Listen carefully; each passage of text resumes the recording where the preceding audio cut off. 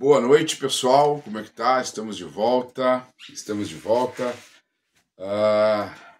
aqui agora para ler a terceira parte do Evangelho de João, capítulo 1, tá? Que vai do 35 ao 51, tá?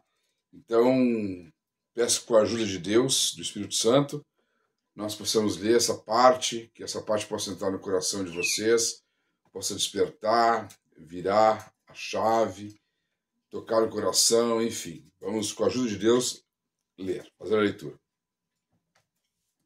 Os primeiros apóstolos de Jesus. No dia seguinte, João estava outra vez ali, e 2 dos seus discípulos. E vendo passar a Jesus, disse: Eis aqui o Cordeiro de Deus. E os 2 discípulos ouviram-no dizer isto e seguiram a Jesus. E Jesus, voltando-se e vendo que eles o seguiam, disse-lhes: O que buscais? E eles disseram: Rabi, onde moras? E ele lhes disse: Vinde e vejam. Foram e viram onde morava e ficaram com ele aquele dia. E era já quase a hora 10ª. Era André, irmão de Simão, Pedro, um dos 2 que ouviram aquilo de João e o haviam seguido. Este achou primeiro a seu irmão Simão e disse-lhe: Achamos o Messias, que traduzido é Cristo. E levou a Jesus. E olhando Jesus para ele, disse: Tu és Simão, filho de Jonas? Tu serás chamado de Cefa, que quer dizer Pedro. No dia seguinte, quis Jesus ir a Galiléia e achou a Filipe e disse-lhes: Segue-me. E Filipe era de Betsaida, cidade de André e de Pedro. Filipe achou Natanael e disse-lhe: Havemos achado aquele de quem Moisés escreveu na lei e os profetas, Jesus de Nazaré, filho de José. Disse-lhe Natanael: Pode vir alguma coisa boa de Nazaré? Disse-lhe Filipe: Vem e veja. Jesus viu Natanael vir ter com ele e disse dele: Eis aqui um verdadeiro israelita, em quem não há dolo. Disse-lhe Natanael: De onde me conheces? Jesus respondeu e disse-lhe: Antes que Filipe te chamasse, eu te vi, eu estando tu debaixo da figueira. Natanael respondeu e disse-lhe: Rabi, tu és o Filho de Deus, tu és o Rei de Israel. Jesus respondeu e disse-lhe: Porque te disse, vi debaixo da figueira, tu crês? Coisas maiores do que estas verás. E disse-lhe: na verdade, vos digo que daqui em diante vereis o céu aberto e os anjos de Deus subirem e descerem sobre o Filho do Homem. Bom, então nessa parte aqui nós já podemos entender, pessoal, que sempre sendo evidenciado que Jesus é o Filho de Deus. Por que eu estou batendo nisso? Porque mais adiante nós vamos entender que é importante a gente entender esse detalhe, porque uma coisa é nós compreender a respeito de Jesus daqueles que interpretaram toda essa história. Uma coisa é nós entender as coisas de Deus, os evangelhos, pela visão daqueles que também aprenderam com Jesus. E outra coisa é nós entendermos aprendendo com o próprio Jesus. E é isso que nós estamos fazendo aqui. Por isso o título desse canal é Yeshua Falou, porque o que nos importa é compreender aquilo que Yeshua falou.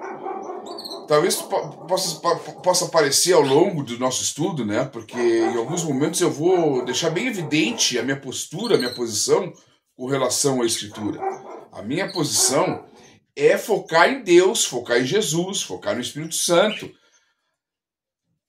Paulo, Pedro, todos esses outros aqui, personagens que nós vimos nessa leitura agora, todos são importantes, assim como eu sou importante, assim como você aí desse outro lado é importante, todos nós somos importantes.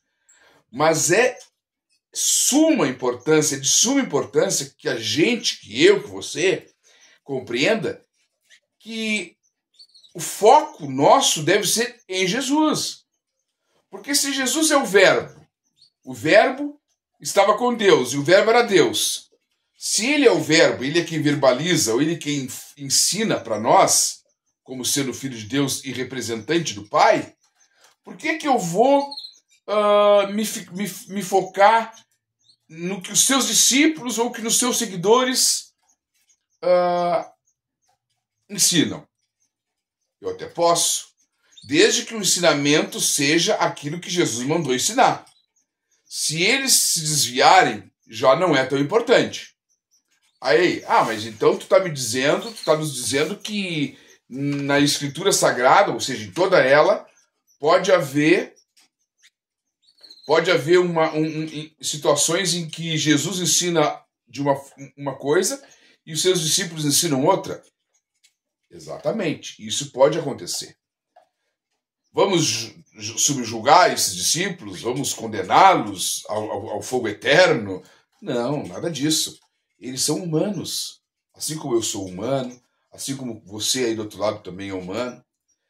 Nós temos que aprender a nos posicionarmos. E qual é a nossa posição como discípulo do Senhor Yeshua?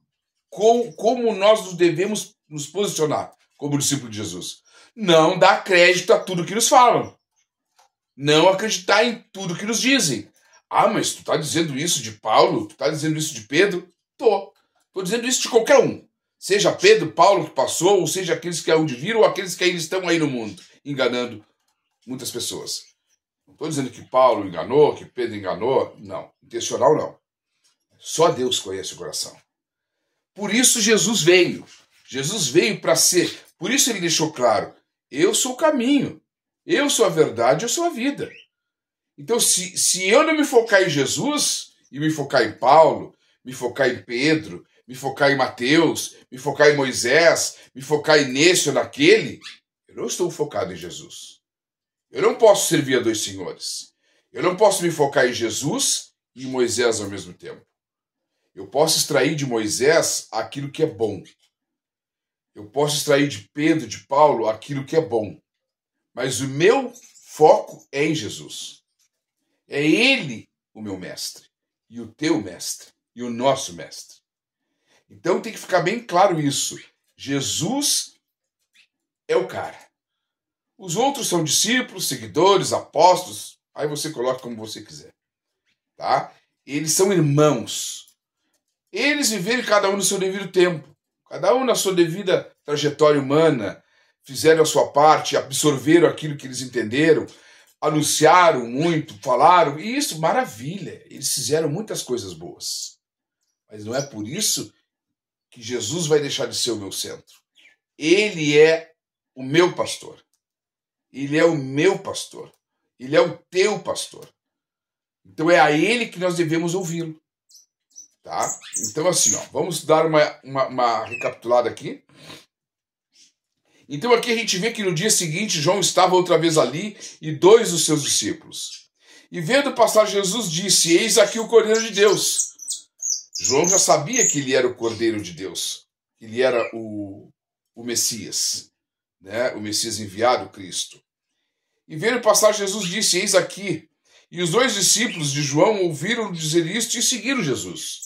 Porque eles estavam ansiosos por conhecer o Messias, porque isso era uma promessa desde o tempo de Moisés, dos profetas, a vinda de um Messias.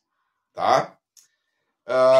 Os seus discípulos ouviram dizer isso e seguiram Jesus. Jesus, voltando-se e vendo que eles o seguiam, disse-lhes, o que buscais? E eles disseram, mestre, onde moras? E ele disse, vinde e vede. Foram, viram onde morava, ficaram com ele aquele dia e era já quase hora 10ª.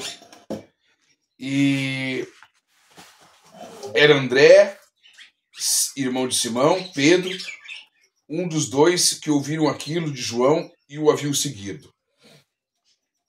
Este achou primeiro a seu irmão Simão e disse-lhe, achamos o Messias, que traduzido é Cristo, que também é Paráclito, e tudo é a mesma coisa. Tá? E levou-os a Jesus, e olhando Jesus para eles, disse, tu és Simão, filho de Jonas, tu serás chamado de Pedro. Então assim, olha como já estava tudo preparado. João já tinha vindo do céu. A gente até pode dizer, de repente, por que não? Porque se para Deus tudo é possível, nós poderíamos até pensar que esses discípulos já também vieram, né, de uma certa forma, já preparado para essa missão de Jesus, né? E então assim, ó,